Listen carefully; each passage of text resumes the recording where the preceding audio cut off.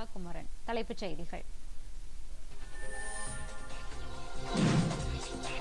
விவசாயிகள் மற்றும் அனைத்து தரப்பினருக்கான சமூக நலத்திட்டங்களை உள்ளடக்கிய இடைக்கால பட்ஜெட்டை தாக்கல் செய்தார் நிதியமைச்சர் பியூஷ் கோயல்.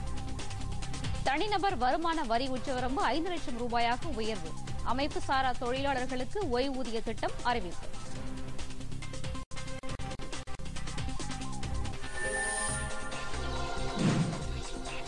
நாட்டின் வளர்ச்சியை மையமாக கொண்டு இடைக்கால நிதிநிலை அறிக்கை தாக்கல் செய்யப்பட்டது. நிதியமைச்சர் பியூஷ் கோயல்.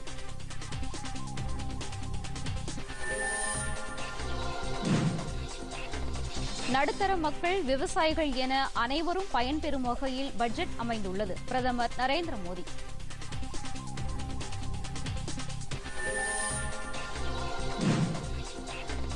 உலக வங்கியின் மூலம் தமிழக சுகாதாரத்துறைக்கு 2645 கோடி ரூபாய் கிடைக்கும். சுகாதாரத்துறை அமைச்சர் விஜயபாஸ்கர் தகவல்.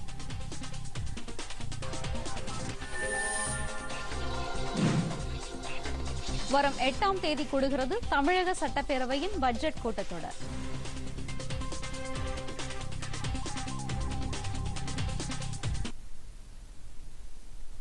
விரிவான செய்திகள். 2019-2020 ஆண்டுக்கான பிரதமர் நரேந்திர மோடி தலைமையிலான தேசிய ஜனநாயக கூட்டணி அரசின் 6வது பட்ஜெட்டின் இடைக்கால நிதிநிலை அறிக்கையை இன்று நாடாளுமன்றத்தில் தாக்கல் செய்யப்பட்டது. வரவிருக்கும் நாடாளுமன்ற தேர்தலையொட்டி பல்வேறு சலுகைக்கான அறிவிப்புகள் வெளியாகும் என்று பொருளாதார வல்லுநர்களும் ஊடகவியலாளர்களும் கணித்த நிலையில் மத்திய ரயில்வே அமைச்சரும் நிதியமைச்சர் பொறுப்பு வகிக்கும் பியூஷ் கோயல் இன்று இடைக்கால பட்ஜெட்டை தாக்கல் செய்தார். இந்த பட்ஜெட்டில் நாட்டின் எதிர்கால வளர்ச்சி, சாமானிய ஏழை எளிய மக்கள், விவசாயிகள், வருமான வரி செலுத்துவோர், அமைப்பு சாரா தொழிலாளர்கள், மீனவர்கள், குறு சிறு நடுத்தர தொழில் புரிவோர்கள், ஆதி திராவிடர் மற்றும் பழங்குடியினர், சரக்கு மற்றும் சேவை வரி, போக்குவரத்து வசதிகள், திரைப்படத்துறையினர், சுற்றுலாத்துறையினர், வங்கித்துறையினர் உள்ளிட்ட பல்வேறு துறைகள் பயனளிக்கும் வகையில் பல்வேறு அதிரடி திட்டங்களை பலத்த கரகோஷங்களுக்கிடையே இன்று தாக்கல் செய்தார். 2019-2020 நிதியாண்டுக்கான இடைக்கால பட்ஜெட்டை இன்று மக்களவையில் நிதியமைச்சர் பொறுப்பை வகிக்கும் அமைச்சர் பியூஷ் கோயல் தாக்கல் செய்தார்.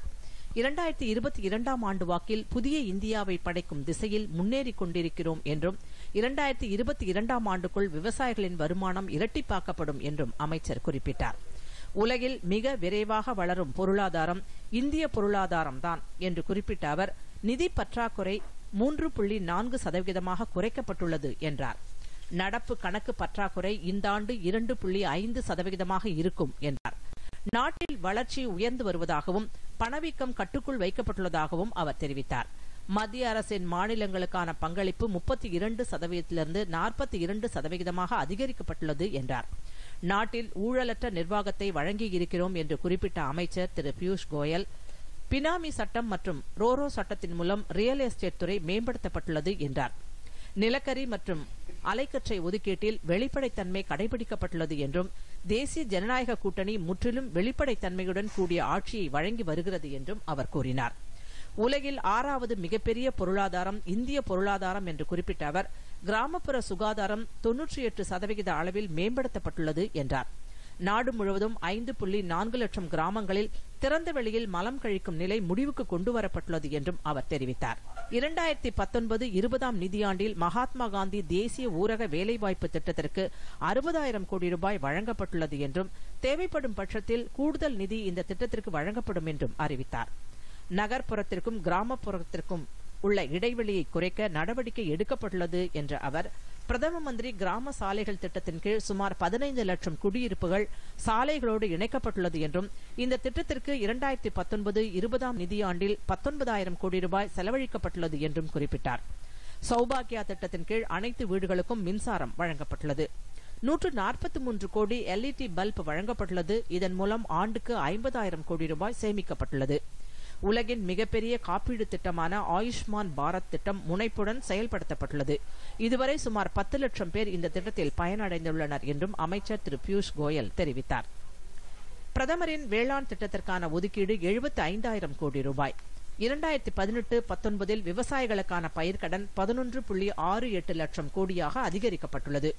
பிரதான் மந்திரி கிசான் सम्मान निधि PM किसान नाम की एक ऐतिहासिक योजना इस सरकार ने मंजूरी की। इस योजना के तहत जो वल्नरेबल किसान हैं, जो छोटी जमीन रखते हैं, 2 हेक्टेयर तक की जिनकी जमीन है, 2 हेक्टेयर तक की जमीन को, उन सभी को सीधा उनके इनकम में सपोर्ट, डायरेक्ट इनकम सपोर्ट 6,000 रुपए प्रति वर्ष के हिसाब से देने का निर्णय। கோகுல் இயக்கத்திற்கான ஒதுக்கீடு 750 கோடி ரூபாயாக அதிகரிக்கப்பட்டுள்ளது. மீன் வளத்துக்கென தனித்துறை அமைக்கப்படும். ராஷ்டிரிய காமதேனு ஆயோக் அமைக்கப்படும். பசுக்களுக்கான நலத்திட்டங்கள் இந்த திட்டத்தின் மூலம் செயல்படுத்தப்படும். இயற்கை பேரிடரால் பாதிக்கப்படும் விவசாயிகளுக்கு 2% வட்டி சலுகை அளிக்கப்படும். கடன்களை உரிய நேரத்தில் செலுத்துபவர்களுக்கு மேலும் 3% சலுகை அளிக்கப்படும். தொழிலாளர்களுக்கு குறைந்தபட்ச ஓய்வூதியம் 1000 ரூபாயாக நிர்ணயிக்கப்படும். உலகிலேயே மிகப்பெரிய ஓய்வூதிய திட்டமான பிரதம மந்திரி சிரம் யோகி திட்டம் முனைப்புடன் செயல்படுத்தப்படும். மாதத்திற்கு 15,000 ரூபாய் வருமானம் உள்ளவர்கள் இந்த திட்டத்தின் மூலம் பயன்பெறலாம். 500 கோடி ரூபாய் இந்த திட்டத்தை செயல்படுத்த ஒதுக்கப்பட்டுள்ளது. இந்த திட்டத்தின் பயனாளிகள் மாதம் 3,000 ரூபாய் ஓய்வூதியம் பெறுவார்கள். உஜ்வாலா யோஜனா திட்டத்தின் கீழ் 6 கோடி இலவச எரிவாயு இணைப்புகள் வழங்கப்பட்டுள்ளன. கௌசல் விகாஸ் திட்டத்தின் கீழ் 1 கோடிக்கும் அதிகமான இளைஞர்களுக்கு வேலைவாய்ப்பு பயிற்சி அளிக்கப்பட்டுள்ளது. முத்ரா திட்டத்தின் கீழ் 15.56 கோடி பேருக்கு தொழில் தொடங்க கடனுதவி அளிக்கப்பட்டுள்ளது. 70% பயனாளிகள் பெண்கள் என்பது குறிப்பிடத்தக்கது. இந்த தொழில் முனைவோரிடமிருந்து 3% பொருட்களை அரசு நிறுவனங்கள் வாங்க வழிவகை செய்யப்பட்டுள்ளது. பாதுகாப்புத்துறைக்கான ஒதுக்கீடு 3 லட்சம் கோடி ரூபாயாக இருக்கும். உதான் திட்டத்தின் மூலம் சாதாரண மக்களும் விமானத்தில் பயணம் செய்ய வழிவகை செய்யப்பட்டுள்ளது. ஒவ்வொரு நாளும் 27 கிலோமீட்டர் தூர நெடுஞ்சாலைகள் அமைக்கப்பட்டு வருகிறது. உலகிலேயே நெடுஞ்சாலைகளை மேம்படுத்தும் நாடாக இந்தியா உயர்ந்துள்ளது. முதல் முறையாக உள்நாட்டு நீர்வழி தடத்தில் சரக்கு பெட்டகம் கையாளப்பட்டு வருகிறது. சூரிய சக்தி உற்பத்தி 10 மடங்கு அதிகரிக்கப்பட்டுள்ளது. வடகிழக்கு மாநிலங்கள் உரிய உள்கட்டமைப்பு வசதிகளை பெறும். அடுத்த 5 ஆண்டுகளில் 1 லட்சம் கிராமங்கள் டிஜிட்டல் கிராமங்களாக மாற்றப்படும். வடகிழக்கு மாநிலங்களுக்கான ஒதுக்கீடு 58,166 கோடியாக அதிகரிக்கப்படும். 1 லட்சம் கிராமங்கள் அடுத்த 5 ஆண்டுகளில் டிஜிட்டல் கிராமங்களாக மாற்றப்படும். ஜன்தன் யோஜனா திட்டத்தில் 34 கோடி சேமிப்பு கணக்குகள் துவக்கப்பட்டுள்ளன. வரி வருவாய் இந்த ஆண்டு இரட்டிப்பாகியுள்ளது. இந்த ஆண்டு 12 லட்சம் கோடி ரூபாய் வரி வசூல் செய்யப்பட்டுள்ளது. அடிப்படை வரி கட்டமைப்பில் 80% உயர்வு காணப்பட்டுள்ளது. வரி கணக்கு எண்ணிக்கை தாக்கல் செய்வது 3.79 கோடியிலிருந்து 6.85 கோடியாக அதிகரித்துள்ளது. நடுத்தர வர்க்கத்தின் வரிச்சுமையை குறைக்க மத்திய அரசு நடவடிக்கை எடுத்து வருகிறது என்று நிதியமைச்சர் திரு பியூஷ் கோயல் தெரிவித்தார். சரக்கு மற்றும் சேவை வரி மூலம் வரி கட்டமைப்பு விரிவமைக்கப்பட்டு வரி வருவாய் அதிகரித்துள்ளது. ஜிஎஸ்டி வரி கணக்கை இணையதளம் மூலம் தாக்கல் செய்ய வழிவகை செய்யப்பட்டுள்ளது. இதனால் வர்த்தகம் எளிதாக்கப்பட்டுள்ளது. வீடு வாங்குவோர் ஜிஎஸ்டி வரி சுமையை குறைக்க நடவடிக்கை எடுக்கப்பட்டுள்ளது. சிறு வியாபாரிகளுக்கு ஜிஎஸ்டி வரி வரம்பு 40 லட்சம் ரூபாயாக உயர்த்தப்பட்டுள்ளது. இதனால் சுமார் 35 லட்சம் சிறு வியாபாரிகள் பயனடைவார்கள். மாத வரி வசூல் 97,000 கோடி ரூபாயாக உயர்ந்துள்ளது. கடந்த 4 ஆண்டுகளாக கருப்பு பணத்திற்கு எதிராக அரசு பல்வேறு நடவடிக்கைகளை எடுத்து வருகிறது. 36 பொருட்களுக்கான தீர்வை முற்றிலுமாக விலக்கிக் கொள்ளப்பட்டுள்ளது. பண மதிப்பிழப்பு நடவடிக்கையால் 3.38 லட்சம் போலி நிறுவனங்கள் கண்டுபிடிக்கப்பட்டன.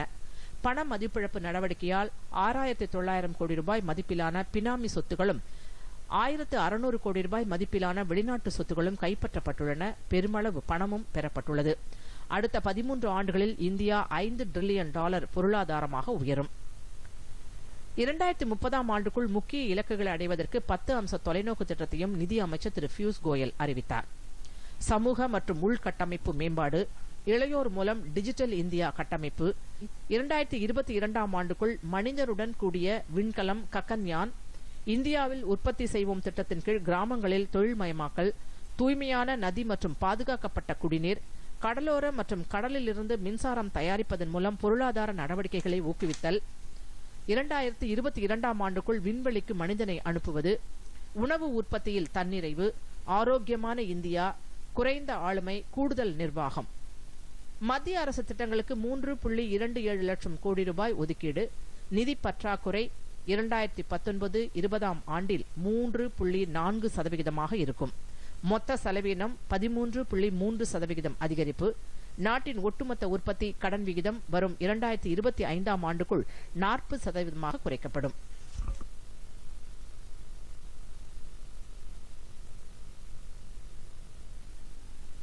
இன்று தாக்கல் செய்யப்பட்ட 2019-20 நிதியாண்டுக்கான மத்திய பட்ஜெட்டில் ரயில்வே பயணியர் கட்டணம், சரக்கு கட்டணம் ஆகியவற்றில் உயர்வு ஏதும் அறிவிக்கப்படவில்லை.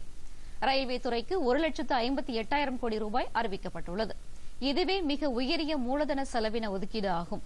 மக்களவைத் தேர்தல் விரைவில் நடைபெறவுள்ள நிலையில் கட்டண உயர்வு இருக்காது என்று அனைவரும் எதிர்பார்த்திருந்தனர். 2018-19 ஆண்டு ரயில்வேக்கு மிகவும் பாதுகாப்பான ஆண்டாக இருந்தது என்று ரயில்வே அமைச்சராகவும் உள்ள நிதியமைச்சர் பியூஷ் கோயல் தெரிவித்தார். அகல ரயில் பாதை கட்டமைப்பில் உள்ள ஆளில்லா லெவல் கிராசிங்குகள் அனைத்தும் அகற்றப்பட்டிருப்பது இதற்கு முக்கிய காரணம் என்றும் அவர் கூறினார். ரயில்வே பொறியாளர்கள் தொழில்நுட்ப மேம்பாட்டில் ஏற்படுத்தியுள்ள பெரிய மாற்றம் இந்தியாவில் உற்பத்தி செய்யும் திட்டத்திற்கு உத்வேகம் அளித்து வேலைவாய்ப்புகளை பெருக்கும் என்று அவர் கூறினார். அதிநவீன ரயில் பெட்டிகள் பயன்பாட்டுக்கு வர இருப்பதாகவும் ரயில் பெட்டிகள் மற்றும் சரக்கு பெட்டிகள் 64% அளவுக்கு உயர்த்தப்படும் என்றும் பட்ஜெட்டில் அறிவிக்கப்பட்டுள்ளது. நாட்டின் அனைத்து தரப்பு மக்களையும் மையமாக கொண்டு இடைக்கால நிதிநிலை அறிக்கை தாக்கல் செய்யப்பட்டதாக நிதியமைச்சர் பியூஷ் கோயல் தெரிவித்துள்ளார். இன்று புதுதில்லியில் தூர்தர்ஷன் தொலைக்காட்சிக்கு அவர் அளித்த பிரத்யேக பேட்டியில் நிதிநிலை அறிக்கை நாட்டில் உள்ள அனைத்து தரப்பினரின் நலனையும் கருத்தில் கொண்டு தயாரிக்கப்பட்டதாக தெரிவித்த அவர், இந்தியா உலகின் வேகமான பொருளாதார வளர்ச்சியடைந்த நாடாக உருவாவதற்கான தொலைநோக்குடன் தயாரிக்கப்பட்டுள்ளதாக கூறினார். குறிப்பாக தூய்மை பணிக்கு முக்கியத்துவம் கொடுக்கப்பட்டதை சுட்டிக்காட்டினார். அனைவரும் இணைவோம், அனைவரும் உயர்வோம் என்ற நோக்கத்தை அடிப்படையாக கொண்டு இந்த பட்ஜெட் தயாரிக்கப்பட்டதாக கூறிய அவர், விவசாயிகளின் நலனுக்காக வேறு எந்த நிதிநிலை அறிக்கையிலும் இதுபோன்ற சலுகைகள் வழங்கப்படவில்லை என்று தெரிவித்தார்.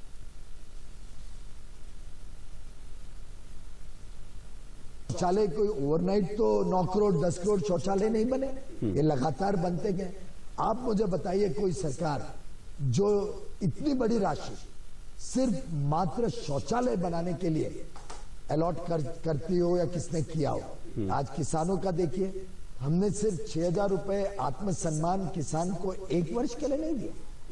12 करोड़ के लगभग किसान परिवारों को अब सालों साल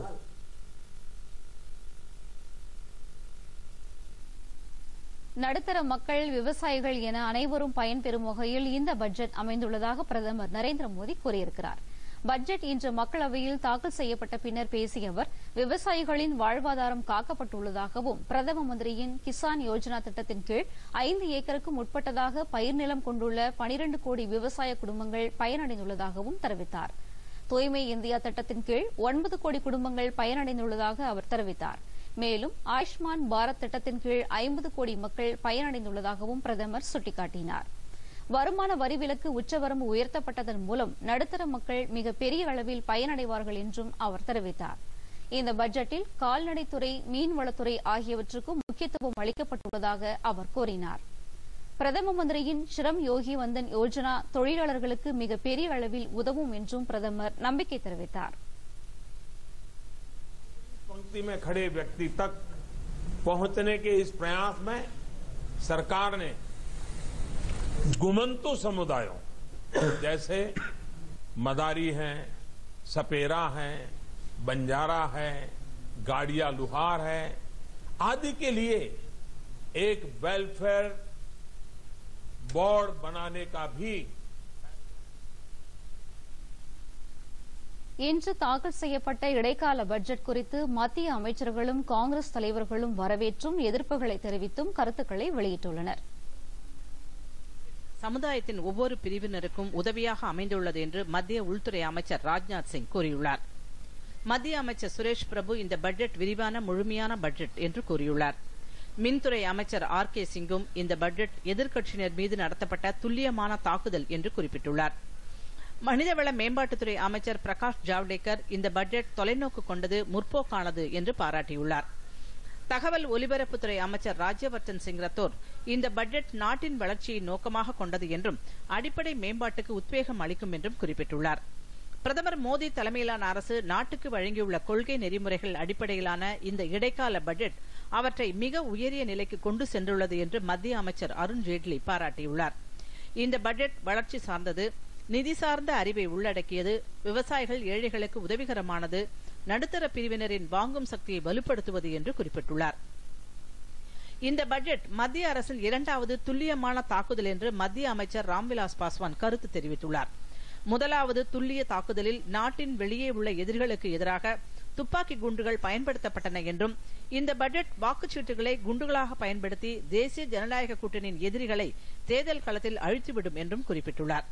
இந்த பட்ஜெட் விவசாயிகளுக்கு வருமான வரி செலுத்துவோருக்கு நிவாரணம் வழங்கியிருப்பதாகவும் ஷெட்யூல்டு வகுப்பினர், பழங்குடியினர் ஆகியோருக்கான செலவினத்தை குறிப்பிடத்தக்க அளவு உயர்த்தியுள்ளதாகவும் குறிப்பிட்டுள்ளார். மத்திய இடைக்கால பட்ஜெட்டில் விவசாயிகளுக்கு தினம் ஒன்றுக்கு 17 ரூபாய் அறிவித்திருப்பது விவசாயிகளின் பணிகளுக்கும் கௌரவத்திற்கும் இழைக்கப்பட்ட பெரிய அவமரியாதை என்று காங்கிரஸ் தலைவர் ராகுல் காந்தி கூறியிருக்கிறார். பட்ஜெட்டில் விவசாயிகளுக்கு ஆண்டுக்கு 6000 ரூபாய் 3 தவணைகளில் வழங்கப்படும் என்று அறிவித்திருப்பது நாள் ஒன்றுக்கு 16 ரூபாய் 44 பைசா என்று ஆகிறது. இந்த தொகை வழங்குவது விவசாயிகளுக்கு இழைக்கப்படும் அநீதி என்று குறிப்பிட்டுள்ளார். தமது டுவிட்டர் செய்தியில் பிரதமரே நமோ என்று அழைத்து வெளியிட்டுள்ள செய்தியில், கடந்த 4 ஆண்டுகளில் உங்களது திறமையின்மை, கர்வம் காரணமாக விவசாயிகளின் வாழ்க்கை அழிக்கப்பட்டுவிட்டது என்று குறிப்பிட்டுள்ளார். இந்த பட்ஜெட் தேர்தல் பட்ஜெட் என்று எதிர்க்கட்சிகள் தெரிவித்துள்ளன. நாடாளுமன்றத்திற்கு வெளியே செய்தியாளர்களிடம் பேசிய காங்கிரஸ் மூத்த தலைவர் மல்லிகார்ஜுன கார்கே, இது மோசமான பட்ஜெட் என்றும் இதனால் மக்களுக்கு எந்த பலனும் இல்லை என்றும் கூறினார். மற்றொரு காங்கிரஸ் மூத்த தலைவர் சசி தரூர் விவசாயிகள் தொடர்பாக பட்ஜெட்டில் அறிவிக்கப்பட்டுள்ளதை குறித்து கேள்வி எழுப்பியுள்ளார். எனினும் நடுத்தர வகுப்பினருக்கு வரி விலக்கு அளித்திருப்பது பாராட்டத்தக்கது என்றார். தேசியவாத காங்கிரஸ் கட்சியின் மஜித் மேனன், மார்க்சிஸ்ட் கம்யூனிஸ்ட் கட்சியின் கருணாகரன், ஆர்ஜேடியின் ஜெயபிரகாஷ் நாராயண் ஆகியோர் இந்த பட்ஜெட் எதிர்வரும் மக்களவைத் தேர்தலை கருத்தில் கொண்டது என்று கூறியுள்ளனர். இன்று மக்களவையில் தாக்கல் செய்யப்பட்ட நிதிநிலை அறிக்கைக்கு தமிழக அமைச்சர்கள் மற்றும் அரசியல் தலைவர்களிடையே வரவேற்பையும் விமர்சனங்களையும் பெற்றுள்ளது. மத்திய இடைக்கால பட்ஜெட் வரவேற்கத்தக்க பல அம்சங்களை கொண்டிருப்பதாக மாநில அமைச்சர் டி ஜெயக்குமார் கூறியுள்ளார். சென்னையில் செய்தியாளர்களிடம் பேசிய அவர், மத்தியில் மீன் வளத்திற்கென தனி அமைச்சகம் அமைத்திருப்பது முன்னாள் முதலமைச்சர் ஜெயலலிதாவின் விருப்பத்தை நிறைவேற்றுவதாக அமைந்திருக்கிறது என்று கூறியிருக்கிறார். இதனால் மீனவர்களின் வாழ்வாதாரம் மேம்படும் என்பதால் இது மிகப்பெரிய சாதனை என்று குறிப்பிட்டுள்ளார். தனிநபர் வருமான வரி உச்சவரம்பு உயர்த்தப்பட்டிருப்பது, ஊரக வேலைவாய்ப்புக்கு 60,000 கோடி ரூபாய் நிதி ஒதுக்கீடு போன்ற அம்சங்கள் வரவேற்கத்தக்கது என்று கூறியுள்ளார். மத்திய அரசின் இடைக்கால பட்ஜெட் சாமானிய மக்களுக்கான சிறந்த பட்ஜெட் என்று பிஜேபி மாநில தலைவர் தமிழிசை சவுந்தரராஜன் கூறியிருக்கிறார். சென்னையில் இன்று செய்தியாளர்களிடம் பேசிய அவர், இந்த பட்ஜெட் மக்களிடையே பெரும் வரவேற்பை பெறும் என்றும் இதில் அறிவிக்கப்பட்டுள்ள மருத்துவ காப்பீடு திட்ட ஒதுக்கீடு வரவேற்கத்தக்கது என்றும் கூறியுள்ளார். வீடு கட்டுபவர்களுக்கு மானியம் வழங்கப்பட்டுள்ளதை அடுத்து இந்த பட்ஜெட்டில் 2வது வீடு கட்டுவதற்கு மானியம் அறிவிக்கப்பட்டுள்ளது சிறப்பு அம்சம் என்றார். தமிழக பிஜேபி கோரிக்கையையும் தமிழக அரசு கோரிக்கையையும் ஏற்று மீனவர்களுக்கு தனித்துறை அமைத்தது வரவேற்கத்தக்க அம்சம் என்று அவர் கூறியுள்ளார். இந்த பட்ஜெட் காகித பட்ஜெட் என்று மார்க்சிஸ்ட் கம்யூனிஸ்ட் கட்சியின் மாநில தலைவர் பாலகிருஷ்ணன் தெரிவித்துள்ளார். சென்னையில் செய்தியாளர்களிடம் பேசிய அவர், மோடி அரசின் பட்ஜெட் அறிவிப்பால் எந்த திட்டத்தையும் நிறைவேற்ற முடியாது, அடுத்து வரும் ஆட்சி அனைத்தும் மாறிவிடும் என்று கூறினார். விவசாய கடன் தள்ளுபடி அறிவிக்கப்படாது அவர்களிடையே பெருத்த ஏமாற்றத்தை அளித்திருப்பதாக அவர் கூறினார். மருத்துவ காப்பீடு திட்டம் ஏற்கனவே அனைத்து மாநிலங்களிலும் நடைமுறையில் இருக்கும் திட்டம்தான் என்றார் அவர். தனிநபர் வருமான வரி வரம்பை உயர்த்தியது 4 வருடங்களுக்கு முன்பாகவே அறிவித்திருக்க வேண்டியது தற்போது தேர்தலை மனதில் கொண்டு அறிவிக்கப்பட்டுள்ளது என்று அவர் கூறினார். இடைக்கால பட்ஜெட் தாக்கல் செய்வதில் நாடாளுமன்ற மரபுகளை மத்தியில் ஆளும் பிஜேபி அரசு தகர்த்துவிட்டது என்று இந்திய கம்யூனிஸ்ட் கட்சியின் மாநில செயலாளர் இரா முத்தரசன் கூறியுள்ளார். சென்னையில் அவர் வெளியிட்டுள்ள அறிக்கையில் இந்த பட்ஜெட் அலங்கரிக்கப்பட்டுள்ள வாய்ப்பந்தல் என்று வர்ணித்துள்ளார். ஓராண்டு செலவினத்திற்கு ஒப்புதல் பெறும் இந்த பட்ஜெட் 2030 வரையிலான திட்டங்களை விளக்கி பிஜேபியின் தேர்தல் பிரச்சாரமாக அமைந்துள்ளது என்று அவர் குறை கூறினார்.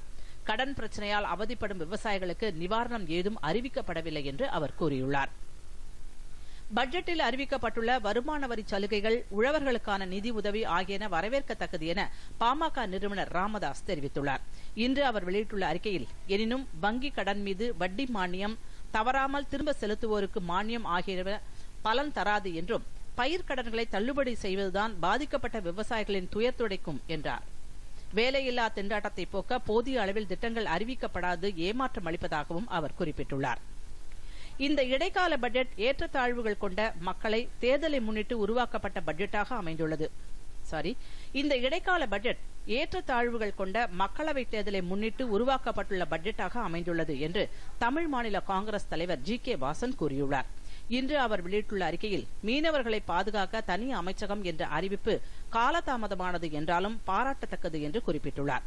வருவாய் ஈட்டுவதற்கும் நிதிச்சுமையை தவிர்க்கவும் பட்ஜெட்டில் அறிவிப்பு இடம்பெறாதது ஏமாற்றம் அளிக்கிறது என்று அவர் கூறியுள்ளார்.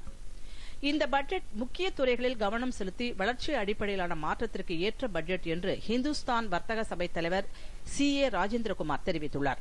விவசாயிகள், ஏழ்மை கோட்டிற்கு கீழே வாழ்பவர்கள், நடுத்தர மக்கள் என பல்வேறு பிரிவினரின் நலன்களை கருத்தில் கொண்டது இந்த பட்ஜெட் என்று கூறியுள்ளார். தனிநபர் வருமான வரி வரம்பை 5 லட்சமாக உயர்த்தியது இந்த பட்ஜெட்டின் வரவேற்கத்தக்க அம்சம் என்று இந்திய பள்ளி ஆசிரியர் கூட்டமைப்பு கூறியுள்ளது. இந்த அமைப்பின் மாநில ஒருங்கிணைப்பாளர் ஜனார்தனன் வெளியிட்டுள்ள அறிக்கையில், இந்தியாவின் மொத்த உள்நாட்டு உற்பத்தியில் 6%, பொது பட்ஜெட்டில் 10% பள்ளி கல்விக்கு ஒதுக்கீடு செய்திருக்க வேண்டும் என்று அவர் குறிப்பிட்டுள்ளார்.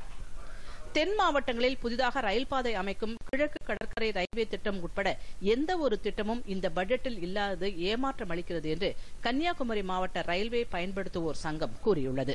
பல்வேறு தொழிற்சங்க தலைவர்கள் கூறும் கருத்துக்கள். Structured income support பண்றாங்கல 6000 ரூபாய் ஒரு வருஷத்துக்கு. I think that is a good move. Plus in the interest subvention. அதாவது நேச்சுரல் கெலாமிட்டி வந்தா, அதாவது ஃப்ளட் ஏதாவது வந்துன்னா ஒரு 2% + 3% டோட்டலாக 5%. இது வந்து நல்லது. ரெண்டாவது வந்து ஒர்க்கர்ஸ் 3000 ரூபாய் pension. I think 100 rupees per month contribute பண்ணா 3000 ரூபாய் பென்ஷன். மூணாவது வந்து பர்சனல் டாக்ஸஸ். அது எல்லாருக்குமே ஒரு பாசிட்டிவ் இது. ஏன்னா வந்து 5 லட்சம் ரூபாய் மட்டும் ஒரு டாக்ஸ் இல்லை. இந்த பட்ஜெட் வந்து ரொம்ப முக்கியமானது. ஏன்னாக்க இந்த பட்ஜெட் வந்து பொதுமக்கள் அத்தனை பேருக்கும் ஏதாவது ஒரு சலுகை இருக்கின்றது. முக்கியமாக மாதம் மாதம் சம்பளத்திலால் இருக்கும் மக்களுக்கு டேக்ஸ் ரிலீஃப் கொடுத்தது. அது ஆக்சுவலாக 5 லட்சம் சொல்லியிருக்கிறாரே தவிர மற்ற டேக்ஸ் ரிலீஃப் எல்லாம் எடுத்து பார்த்தீங்கன்னா கிட்டத்தட்ட 7 லட்சம் ஆனுவல் சேலரி வரைக்கும் உங்களுக்கு டேக்ஸ் கட்டாத நிலையில் இருக்கிறது. 3 கோடி பேருக்கு பெனிஃபிட் வருது. இதில் என்னென்னா இது டேக்ஸ் ரிலீஃப் மற்றும் இல்லை, அவங்க கையில் இன்னும் நிறைய பணம் இருப்பதனால் அவங்க அந்த பணத்தை விட்டு வீடு வாங்கலாம், அந்த பணத்தை விற்று கார் வாங்கலாம், அந்த பணத்தை விற்று மற்ற குட்ஸ் அண்ட் சர்வீசஸ் பயன்படுத்தலாம். ஆகையால் பொதுவாக பிஸ்னஸ், இண்டஸ்ட்ரி, ட்ரேட் அவங்களுக்கெல்லாம் நிறைய பெனிஃபிட் வரும். அண்ட் ரொம்ப முக்கியமாக இது என்னென்னா அக்ரிகல்ச்சர் செக்டருக்கும் ஃபார்மர்ஸ்க்கும் பெருமக்களுக்கும் இது ஒரு சலுகை கொடுத்திருக்கின்றது. அண்ட் இந்த பட்ஜெட் வந்து ஒரு முக்கியமானது ஏனென்றால் பல நல்ல ஸ்கீம்ஸ் இருக்கிறதுனால் இது வந்து இந்தியாவுக்கு ஒரு 10 ஆண்டு ஸ்பெக்ட்ரமில் நீங்கள் பார்த்தீங்கன்னா இது வந்து மிக சிறந்த பட்ஜெட். இந்த மக்கள் நினைத்து பார்ப்பார்கள் என்று நான் கருதுகின்றேன். இந்த பட்ஜெட்டில் ஒரு காமன் மேனுக்கு, ஒரு சாதாரண குடிமகனுக்கு நிறைய பண்ணியிருக்காங்க. டாக்ஸ் பெனிஃபிட் கொடுத்துருக்காங்க. அதை தவிர வந்து ரூரல் எலக்ட்ரிஃபிகேஷனை பற்றி பேசியிருக்காங்க, ரோடு கனெக்டிவிட்டி பற்றி பேசியிருக்காங்க. எஸ்பெஷலி அதில் வந்து ஒரு 15,000 ரூபாய்க்கு கம்மியாக சம்பளம் வரவங்களுக்கு ஒரு 3000 ரூபாய் பென்ஷன் ஸ்கீம் அப்படின்னு ஒன்று இன்ட்ரடியூஸ் பண்ணியிருக்காங்க.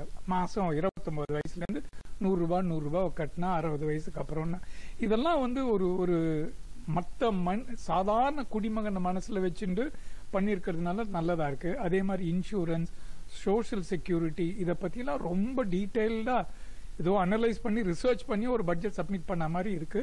அதனால இது நல்லது. இந்த பட்ஜெட் வந்து MSMEக்கு ஓரளவுக்கு சப்போர்ட் பண்ணிக்கிறாங்க. ஆனால் எதிர்பார்த்த அளவுக்கு இல்லை அப்படிங்கிறதா என்னுடைய கருத்து.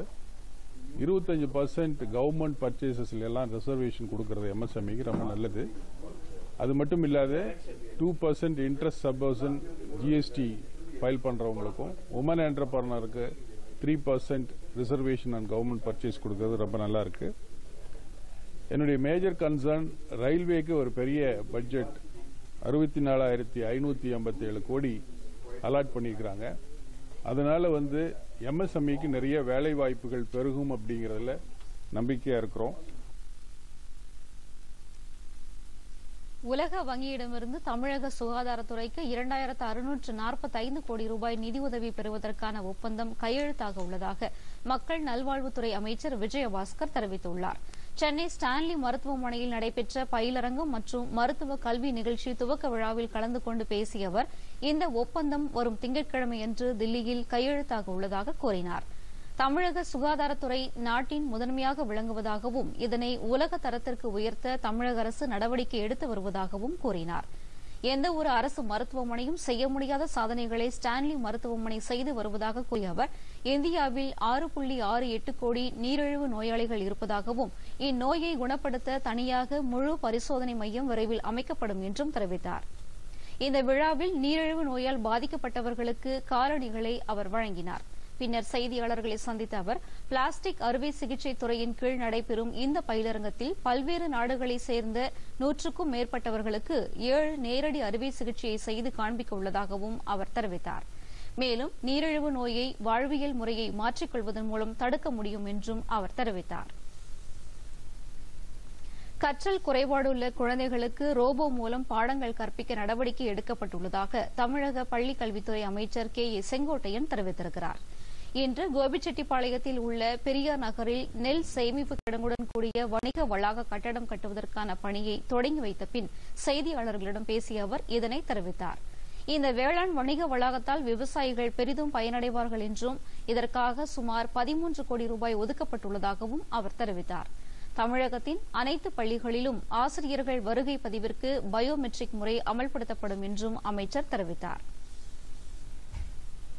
கூட்டுறவு சங்கங்கள் மூலம் நடத்தப்படும் பெட்ரோல் நிலையங்களில் எரிபொருட்கள் துல்லியமான தரமான முறையில் வழங்கப்பட்டு வருவதாக மாநில கூட்டுறவுத்துறை அமைச்சர் செல்லூர் ராஜு கூறியிருக்கிறார். காஞ்சிபுரம் மாவட்டம் வையாவூரில் கூட்டுறவுத்துறை சார்பில் பெட்ரோல் நிலையத்தை தொடங்கி வைத்து அவர் பேசினார். கூட்டுறவுத்துறையில் பெட்ரோல் நிலைய செயல்பாடுகள் நல்ல வருவாய் தரக்கூடியதாக உள்ளன என்றார். இதனால் நலிந்து போயுள்ள கூட்டுறவு சங்கங்களுக்கு புத்துயிர் ஊட்ட வாய்ப்பு ஏற்படுகிறது என்றார் அவர். தமிழகம் முழுவதும் கூட்டுறவு பெட்ரோல் நிலையங்கள் சிறப்பாக செயல்பட்டு வருவதை அனைவரும் பாராட்டுகின்றனர் என்றும் அமைச்சர் கூறினார். அடுத்து சில முக்கிய செய்திகளை விரைவுச் செய்திகளாக பார்ப்போம். தமிழ்நாடு சட்டப்பேரவையின் கூட்டம் வரும் 8ஆம் தேதி காலை 10 மணிக்கு கூட்டப்பட உள்ளதாக சட்டப்பேரவை வெளியிட்டுள்ள செய்திக்குறிப்பில் தெரிவிக்கப்பட்டுள்ளது.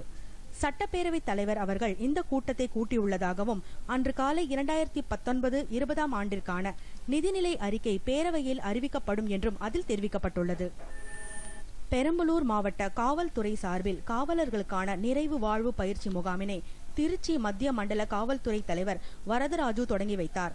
விழாவில் பேசிய அவர் காவல்துறையினரின் மனநலன் மற்றும் குடும்ப நலன் ஆகியவற்றை பாதுகாப்பதற்காகவும் அவர்களுக்கு புத்துணர்ச்சியை ஏற்படுத்துவதற்காகவும் இப்பயிற்சி திட்டமானது செயல்படுத்தப்படுகிறது என்றார். நிகழ்ச்சியில் காவல் குடியிருப்பு பகுதியில் சுத்திகரிக்கப்பட்ட குடிநீர் மையத்தை அவர் திறந்து வைத்தார். அண்ணாமலை பல்கலைக்கழகத்தில் முதல் முறையாக மருத்துவம் சார்ந்த சமூக பணிகள் குறித்த தேசிய கருத்தரங்கம் நடைபெற்றது. தொலைதூர கல்வி இயக்க பொறியியல் பிரிவு, இந்து சமூக அறிவியல் ஆராய்ச்சி குழுமம் மற்றும் இந்திய மனிதவள மேம்பாட்டு அமைச்சகம் ஆகியவை இணைந்து நடத்திய இந்த கருத்தரங்கில் பல்வேறு கல்லூரிகளை சேர்ந்த முதல்வர்கள், பேராசிரியர்கள், மாணவ மாணவிகள் கலந்து கொண்டு ஆய்வுக் கட்டுரைகளை வழங்கி விவாதித்தனர். இக்கருத்தரங்கில் தில்லி ஜவஹர்லால் நேரு பல்கலைக்கழக நோய் முன் தடுப்புத்துறை சார்ந்த ஆராய்ச்சி மாணவர்களும் கலந்து கொண்டனர். புதிதாக தொழில் தொடங்கும் SC/ST மக்களை ஊக்குவிக்க மத்திய அரசு 490 கோடி ரூபாய் ஒதுக்கியிருப்பதாக அதன் நலத்துறை தலைவர் முருகன் கூறியுள்ளார். காதி மற்றும் கிராம தொழில் வாரியம், தேசிய சிறுதொழில் மேம்பாட்டுக் கழகம், மாநில அளவிலான தொழில் முனைவோர் மாநாடு உதகமண்டலத்தில் நடைபெற இருப்பதாகவும் அவர் தெரிவித்தார். மூடப்பட்ட ஹிந்துஸ்தான் புகைப்பட தொழிற்சாலை வளாகத்தில் தகவல் தொழில்நுட்பம் அமைய மத்திய அரசை வலியுறுத்தி உள்ளதாக அவர் கூறினார். மீண்டும் தலைப்புச் செய்திகள்.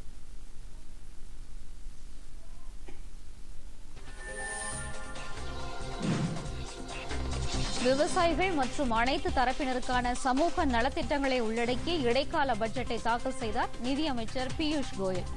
தனிநபர் வருமான வரி உச்சவரம்பு 5 லட்சம் ரூபாயாக உயர்வு. அமைப்பு சாரா தொழிலாளர்களுக்கு ஓய்வூதிய திட்டம் அறிவிப்பு.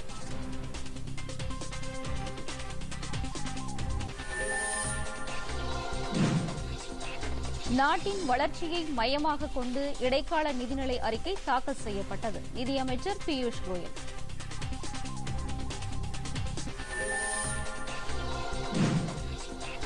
நடுத்தர மக்கள், விவசாயிகள் என அனைவரும் பயன்பெறும் வகையில் பட்ஜெட் அமைந்துள்ளது. பிரதமர் நரேந்திர மோடி.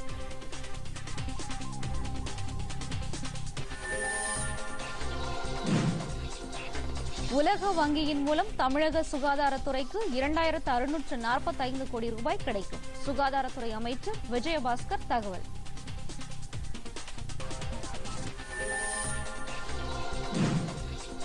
வரும் 8ஆம் தேதி கூடுகிறது தமிழக சட்டப்பேரவையின் பட்ஜெட் கூட்டத்தொடர்.